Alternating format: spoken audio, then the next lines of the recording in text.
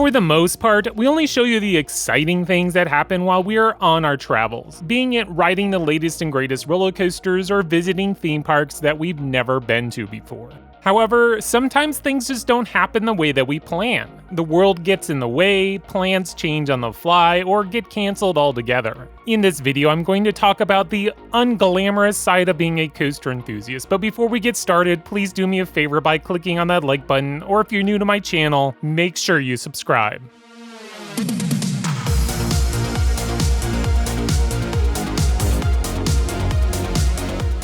During our most recent trip to the West Coast, I was super excited to check out two theme parks that I've never been to before, Knott's Berry Farm and SeaWorld San Diego. Our original plan was to visit SeaWorld on Monday and Knott's Berry Farm on Wednesday. Well, due to last-minute changes, we had to reverse the order and we went to Knott's on Monday. For the most part, things seemed to be going our way. The park was very quiet, most of the roller coaster lines were a walk-on, and we managed to score one of the first trains of the day on Ghost Rider. Well, as we started to journey through the park, I realized that many of their roller coasters would not be open. This included Pony Express, Silver Bullet, Coast Rider, and Accelerator. I knew that Montezooma's Revenge is currently SBNO, so I didn't expect to ride that, but the one that was truly surprising is Silver Bullet.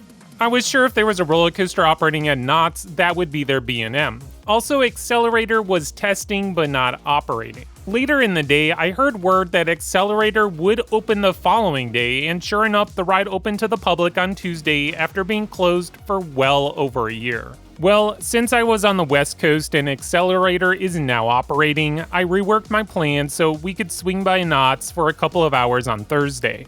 I was super excited to ride Accelerator, and as we were driving up to the parking lot, standing at the park gate, we could see both Accelerator and Silver Bullet were testing, which gave me hope that both roller coasters would be opening.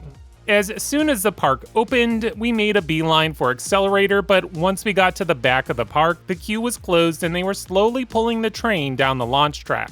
The ride ops felt confident that it would open soon, so we decided to run over to Silver Bullet because it was testing and I assumed it was already open. Well, once we got over to that coaster, it was sitting on the lift and the second train was stuck on the mid-course brake run. The ride operator said it may open later, but made no promises. Well, we walked back over to Accelerator and stood next to the queue, watching the maintenance doing their best to get it open. Well, the train made its way back to the station and it launched successfully 3 times. A crowd started to gather around the entrance, and it seemed like only a matter of minutes until it would open. But then another ride-op walked up and said it will not be opening anytime soon. This is the worst! The train was again being slowly dragged down the launch track. Kara and I only had a few minutes to spare, so we had to make the tough call and leave. We did, however, get the consolation prize by riding Pony Express, which just opened as we were walking towards the exit. Nonetheless, though, it was very disappointing missing out on 2 major coasters at Knott's Berry Farm.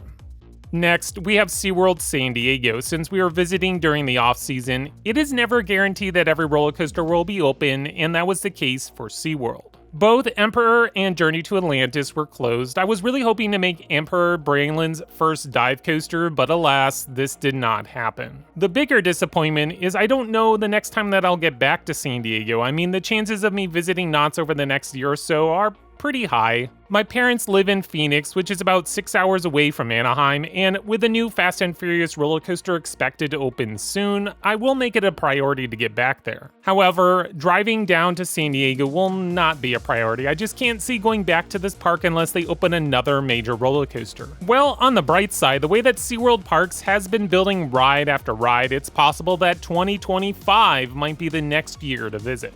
We have had other failures in the past. I missed out on Lightning Rod back in 2016 by 2 days, though I think everyone missed out on that attraction in its first year. In 2021, during our first big trip to Carowinds, my daughter got sick midday, meaning that Kara and Braylon missed out on a bunch of their roller coasters. It wasn't until 2022 when we returned to Carowinds and Kara finally got to ride both Intimidator and Afterburn.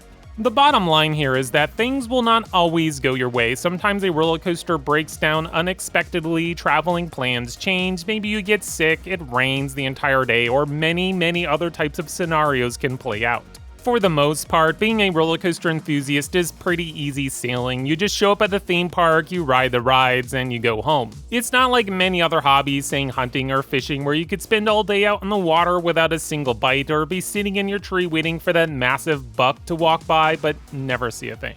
I think it's important that we understand that everything will not always go our way, and that's okay. If you have a passion for roller coasters, you can handle the negativity when it happens. Well, that's all I have for today's video. Feel free to share your unglamorous stories in the comments. Until next time, this is X Screen Thrills.